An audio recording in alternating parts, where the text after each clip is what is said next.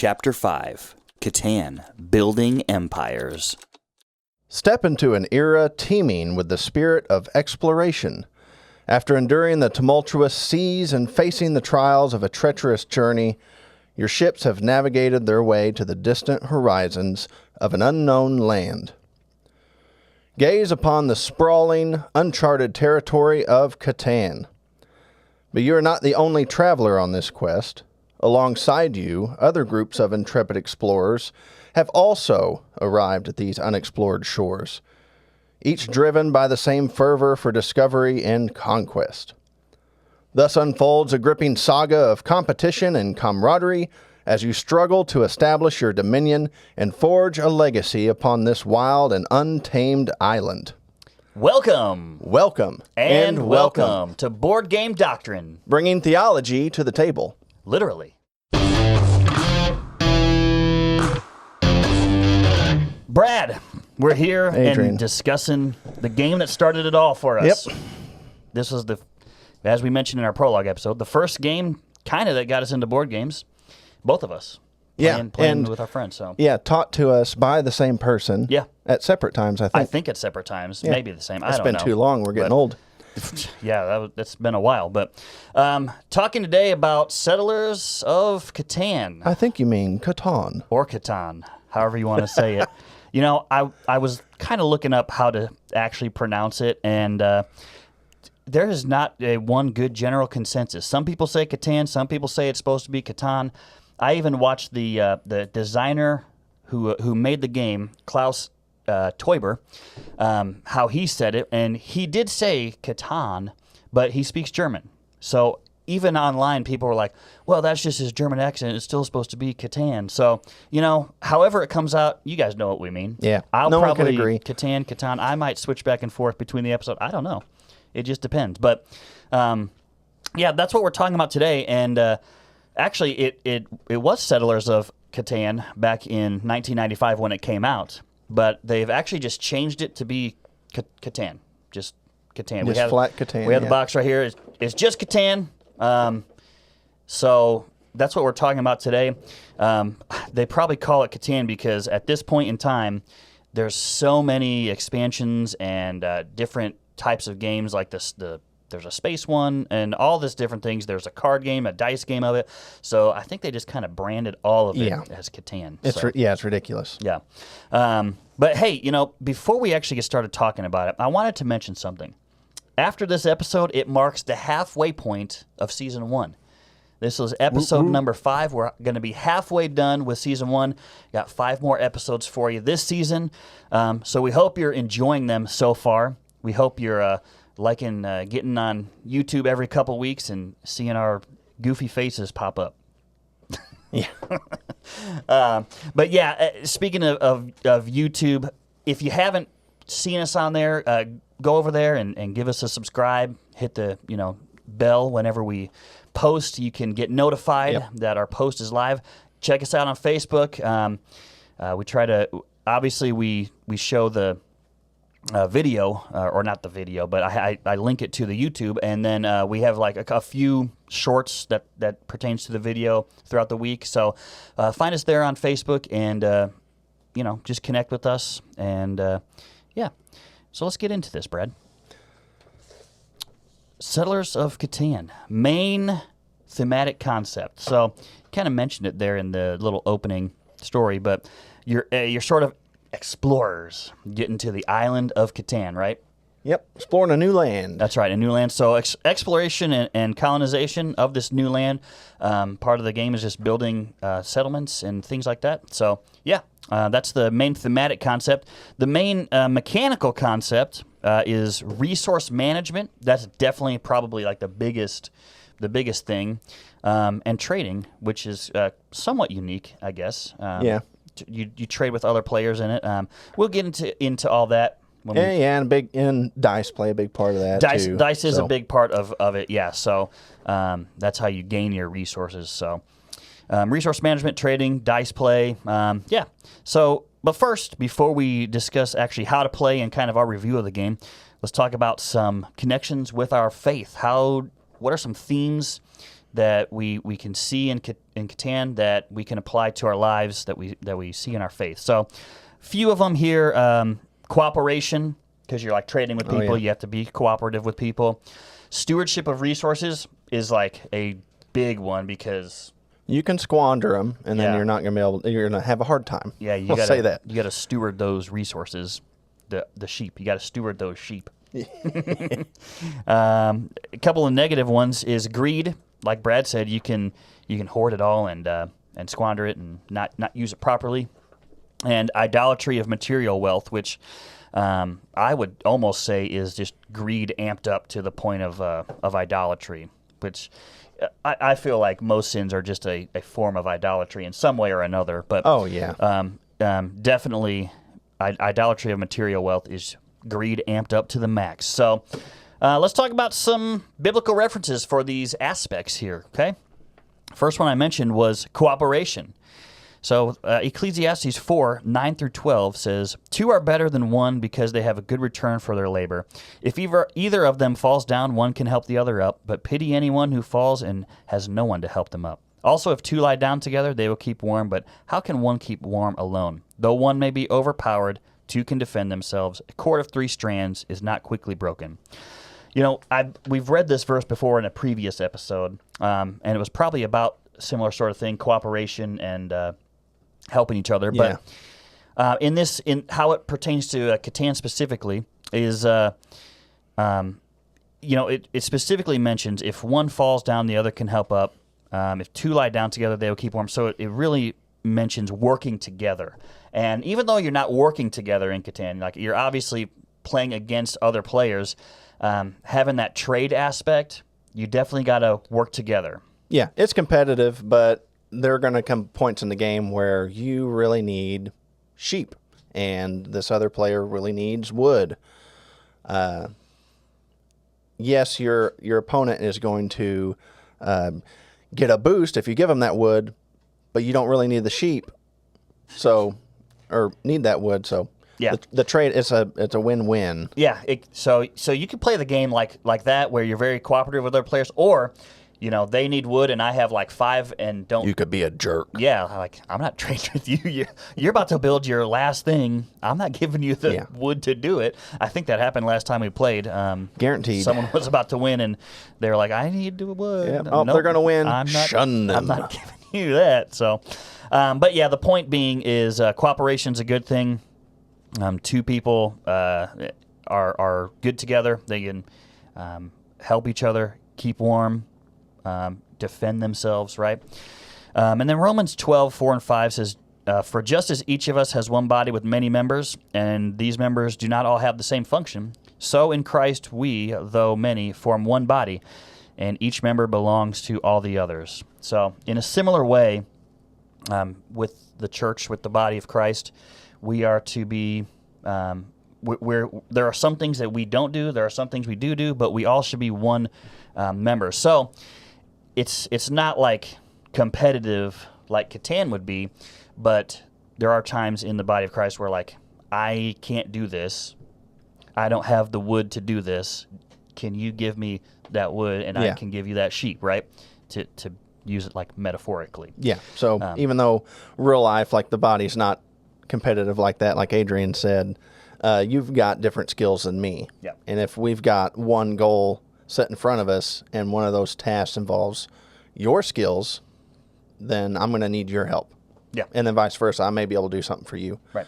That cooperation. And it's about cooperation, not about like back and forth, I give you this, you give me, but like if you just give me something and not expecting that return thing, take it to the next degree, like I don't expect a payback.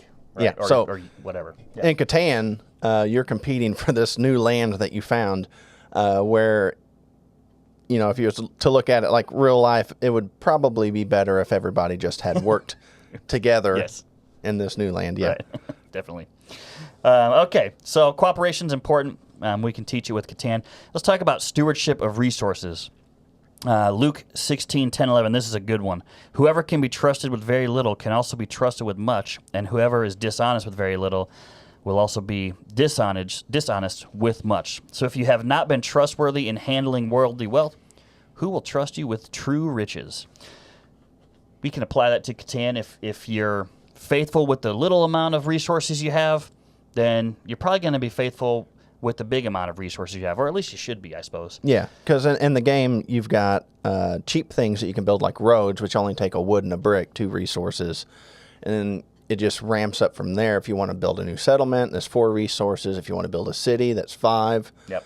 And let's say you're low on resources, but someone wants to trade, kind of How do you handle that? ties together. You got to steward your own resources, but you also want to have that element of cooperation. Look ahead for what you're doing. Yeah, so a lot of good stuff there.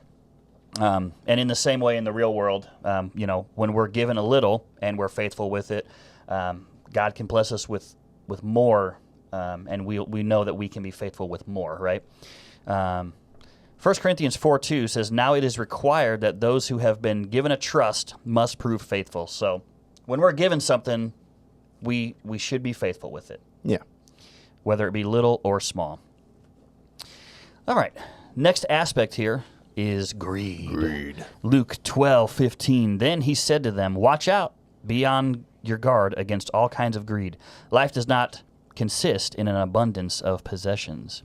So, be on guard against greed. Yeah. Why? Because it says right there, life is not. We don't live life with an abundance of possession. Life does not consist in an abundance of possessions. In the game, if you're greedy and you're hoarding, you're not going to get enough points to win. In life, there's no possession that you can obtain or amounts of possessions that you can obtain that will bring you true peace and joy like you find in Christ. Yeah, the only thing I want to be greedy for is the grace of God. Yeah. So, don't be greedy in the game or in life. 1 Timothy 6:10 says, "For the love of money is a root of all kinds of evil. Some people eager for money have wandered from the faith and pierced themselves with many griefs." So, again, it's just that love of money, love of material things that is dangerous. Greed is dangerous, okay? And that leads to the next negative aspect, idolatry of material wealth. Matthew 6:24, "No one can serve 2 masters. Either you'll hate the one and love the other, or you'll be devoted to the one and despise the other. You cannot serve both God and money." So, not that we're in Catan. Obviously, we're resource management. So we're not loving the resources or loving God in Catan. But that principle applies. The more you idealize the materials in your hand, you can't, like you said, you can't do anything with them. Yeah. Or if you just really, really like sheep, and you build everything on tiles that provide sheep, and you block everybody out, like these are my sheep, you're not going to get the wood and the brick that you need to make roads to go elsewhere, and so on. Yeah. So diversify. Yep. I'm pretty sure last time we played, I kept getting plenty of stuff to build, like the buildings, but I couldn't build roads. It was something like stuck. So you're just kind of stuck, right? Because we'll get to it, but in order to build buildings, it has to be connected by like 2 roads. So not good to be a hoarder or idolater of anything. 1 John 2:15-17 says, "Do not love the world or anything in the world. If anyone loves the world, love for the Father is not in them. For everything in the world, lust of the flesh, lust of the eyes, and the pride of life, does not come from the Father, but from the world. The world and its desires will pass away, but whoever does the will of God lives forever."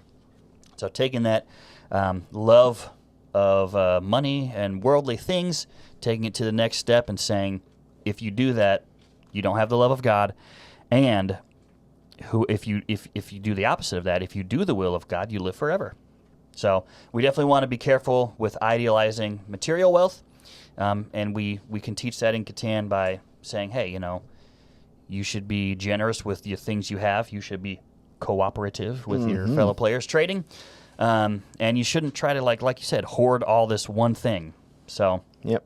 Yeah. Keeping your one foot in the world is only going to bring you trouble. Yeah. Yep. And that includes material wealth. Yeah.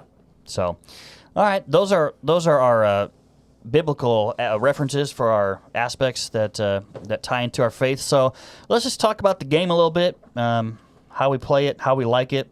It is 2 to 4, three to 4. Yeah. You can't even play this with 2 players. Nope. I think there's a variant where you can. Yeah. I don't know if it's in the rule book or not, but you could probably find something online for playing with 2. Yeah, 60 minutes, maybe. Yeah, that's about right. Yeah. Depends. And I have played this 2-player with my wife, and there's so much room to spread your wings and grow. Yeah. And then it's for ages 10 plus, which is, I think it's not that hard to understand. So no, it ain't bad. Probably be a little bit younger to play, but let's just go from the beginning, Brad. We start off building the island. Yeah. Right? The island are little hexagon tiles, and it's randomized, right? You just take them all, shuffle them up. Don't look at them. Once you assemble the frame, which is the ocean around the island, shuffle up your hexes, and then you'll just start laying them down. Yep. And that's where your resources come in. Yep. I know if you're just listening on the podcast, you can't see, but if you're watching on YouTube, if you can see, there's the island right there on the back, surrounded by ocean with the little hexagon tiles. Each tile is a different resource. Yep. And what do we have? We have rock, wood, Yep. sheep, Yep. and brick. Yep.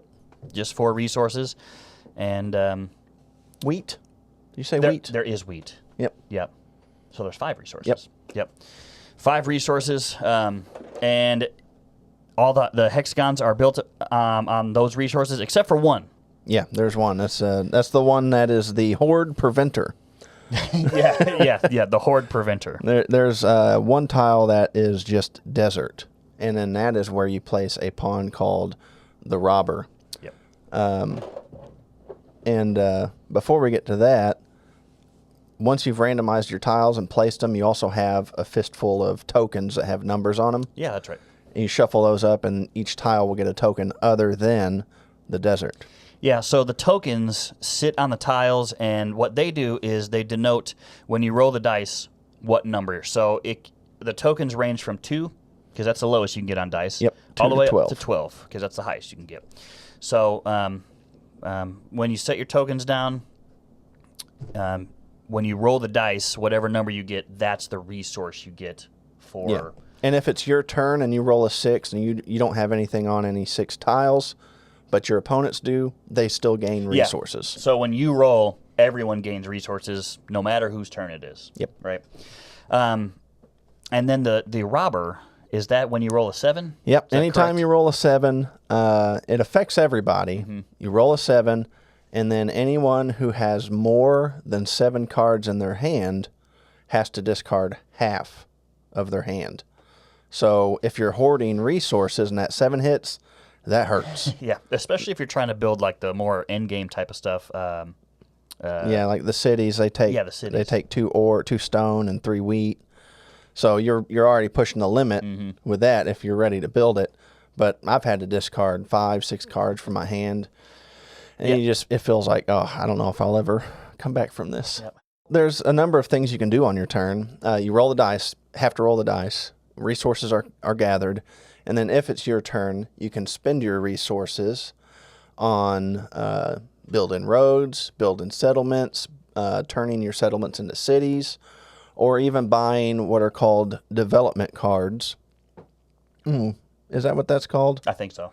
And those could be a number of things. There's one that's called a knight, which you can play on your next turn to move the robber and basically take that robber action. So if you roll a 7 or you use a knight card, you will take the robber and place it on one of the hexes. And any time that number is rolled while the robber's there, no resources are gained from that. Yeah. So you can really... Yeah, you that's where you block can get your some opponents. salty players. That's right. Yeah. Yep. Like if 8s are really hot. Putting it on the wheat. So that's what knights in the robber does. And then there's some that will give you resources, some that will let you build 2 extra roads, some are just victory points. There's a number in the deck. And then that's pretty much your whole turn. Roll, build, buy, whatever. And then you can also trade. The person whose turn it is is the only person that can initiate a trade.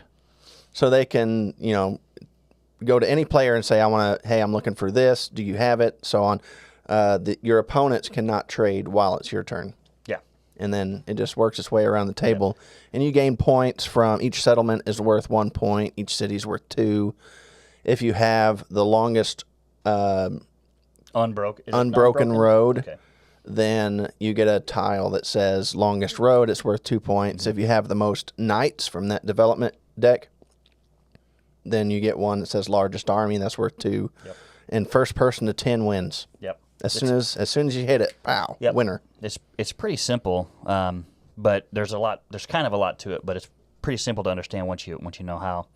I don't think there's not a hand limit, is there? No, I don't think so. When that robber hits, if you have 20 cards in your hands, see you later. 10 cards. 10 cards. Yep. Yeah. Yep. No hand limit, but the robber, it pops up on a 7, and 7.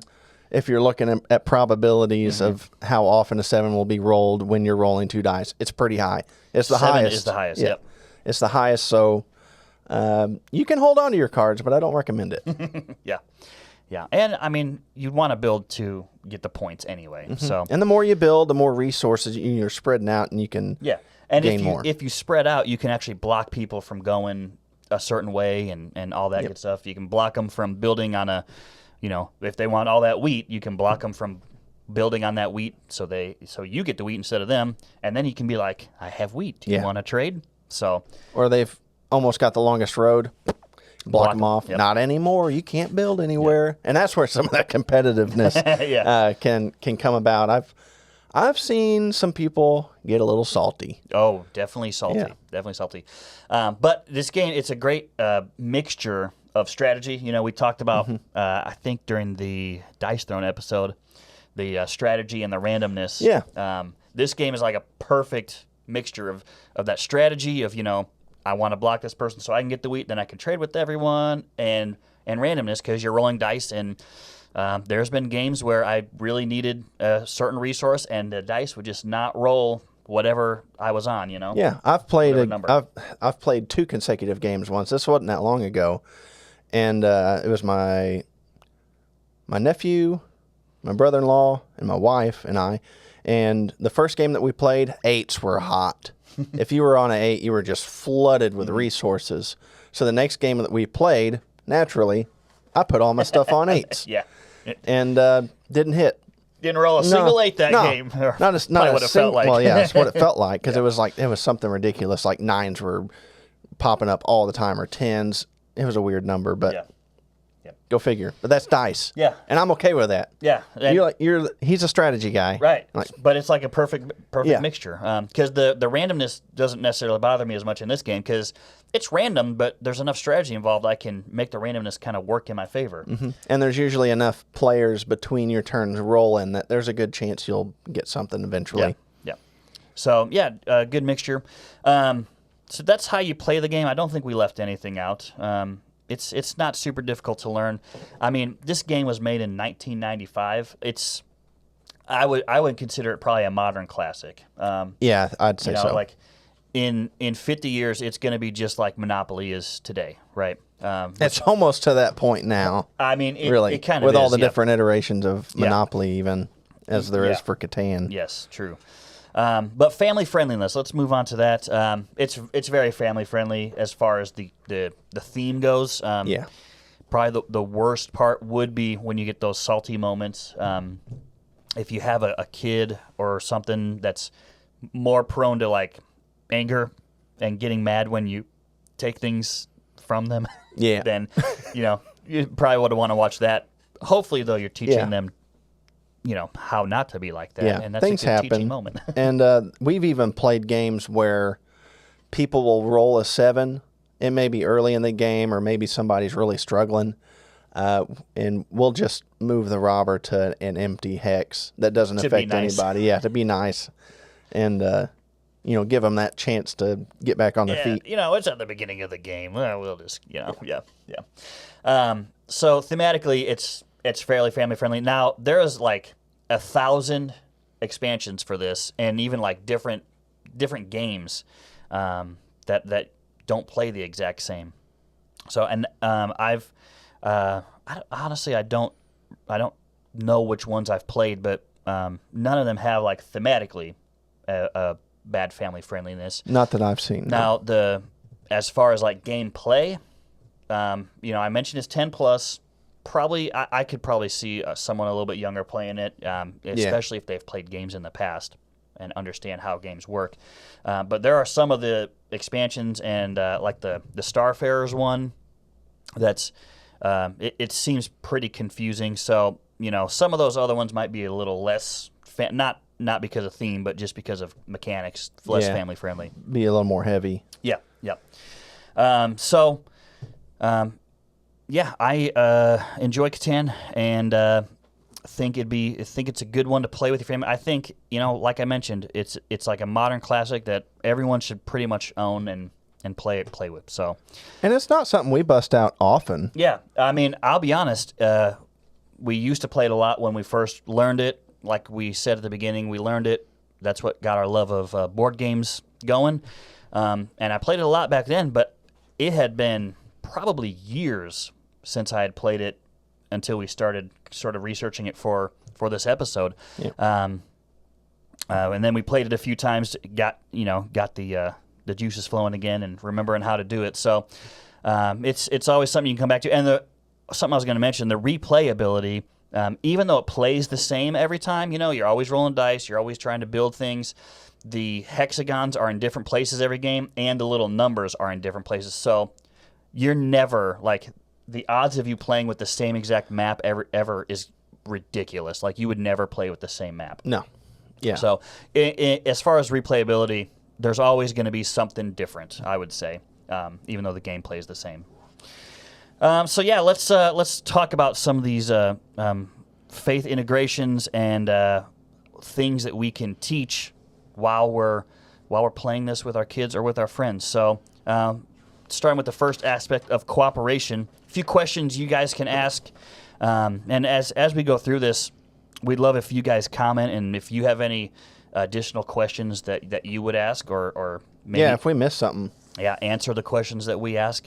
We'd love to hear from you. But for cooperation, a question you could ask is, how does the game encourage players to work together to achieve common goals, such as building settlements and roads?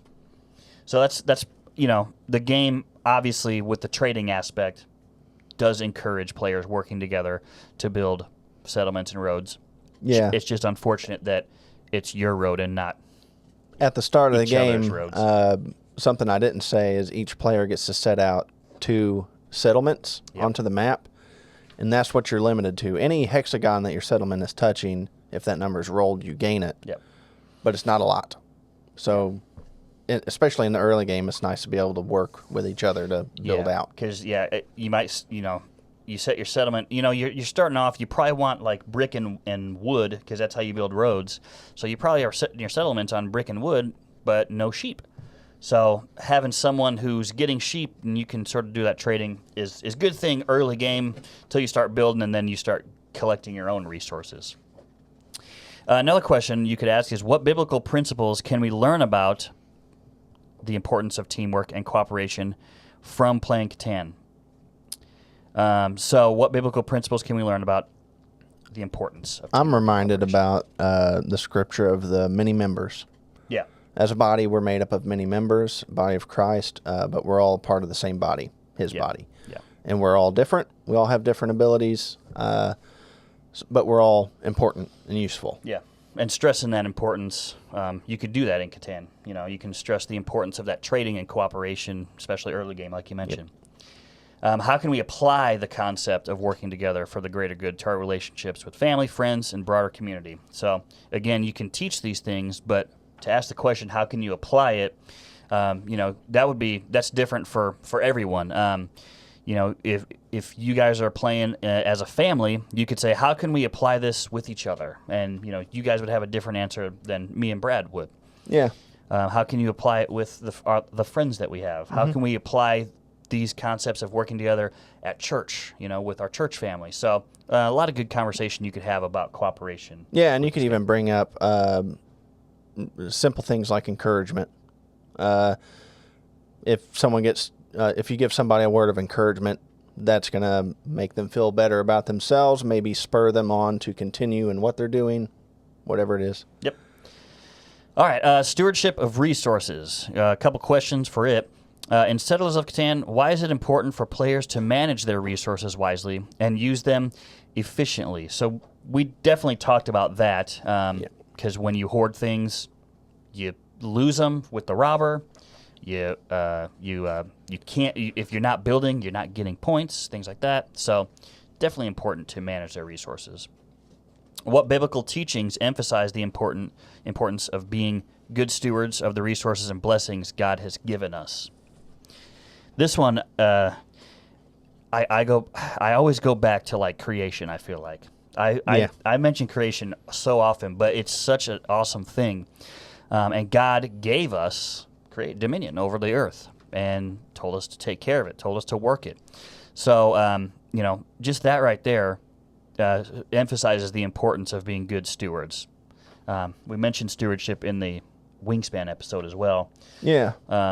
Being good stewards of what God has given us. Yeah, if you're just going out, especially of being good stewards with your resources and like the material things, like I have purchased a home with some land, and if I'm going out just trashing it, it's going to look terrible, probably smell terrible. You can do things to damage the soil to where things won't grow, that type of stuff, and not taking care of what you have. Yeah. So God has allowed me to purchase this. I'm going to take care of it. Yep. And even on a broad scale of like human, not just individually, like humans are supposed to have dominion over the earth. Yep. So we're supposed to be the rulers of it and the stewards of it as well, as we are God's image here on this earth. Another question we could ask, how can we practice responsible stewardship in our daily lives, both in terms of material resources and other gifts and talents God has entrusted to us? It's another one of them apply questions. You learn about it, but how do we do it? And, one personal thing, which you'll probably agree with, we're both musicians. I will never sing a song that blasphemes God or diminishes Him in any way. I won't do it. There may be some secular songs that I would sing, but these abilities that we've been given have been given by God, so we should be using that to glorify Him. Yeah. I do like how it added, not just material resources, but gifts and talents that God has given to us. Yeah. So if you've been given a gift, man, use it and glorify God with it, Yep. whatever it is. Definitely.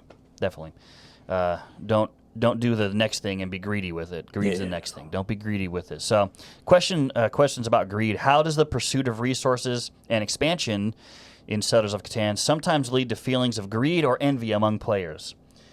These are my resources. Yeah. I mean, I like how, even expansion, you're hoarding your resource, but you're also like, I want to get that space so badly. No one better buy it, or no one better purchase a settlement on that space. And you can even play the game where you can build roads and just completely section off a whole part of the island to where other players can't get to it. And while you have those resources, maybe those resources aren't even available to anybody else. You'll start seeing some saltiness. Ooh. And while you might be having fun, the other players are going to be very bored. They're going to get not real satisfied with the way the game's going. For sure. Another question. What biblical teachings warn against the dangers of greed and the love of money? I think we read these. Luke 12:15 is the first one. Did we read that? Yeah. Then he said to them, watch out, be on your guard against all kind of greed. Life does not consist of an abundance of possessions. So that's that's one biblical teaching. 1 Timothy 6:10, love of money, root of all kinds of evils. Yeah. Those are good biblical teachings on greed. And then, how can we guard against greed in our own lives and prioritize contentment and gratitude instead? It's a good question because, again, it's another how do you do it? So how do you guard against greed? That's the first thing. How do you guard against greed? Well, for one, you need to be praying. But also, it's a conscious decision.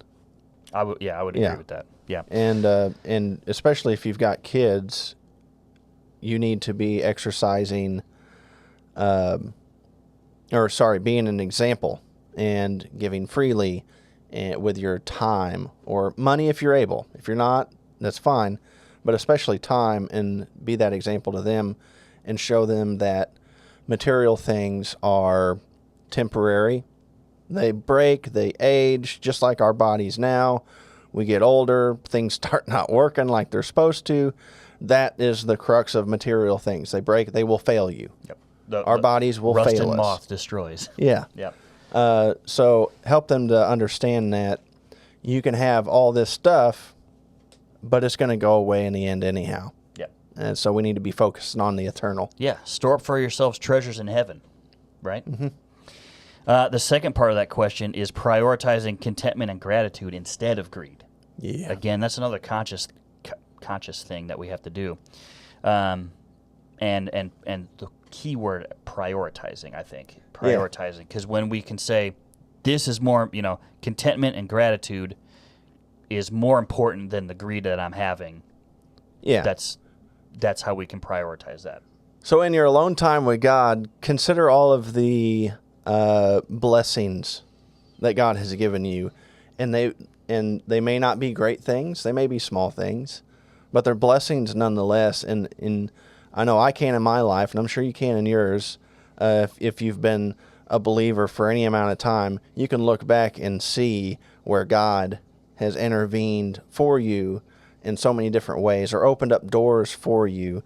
And whether, like I said, whether it's big or small, just be grateful for those things. Yeah, you mentioned gratefulness, and I'll get a little scientific here, but this is not something I've researched. It's something I heard, so take that for what it is. But I heard scientifically there was a study done that people that are thankful, even for small things, it actually changes the way your brain sort of works, and it makes you happier just to be thankful for things. Yeah. Like how easy can it be to be happy? Be thankful for things. Be thankful. Yeah.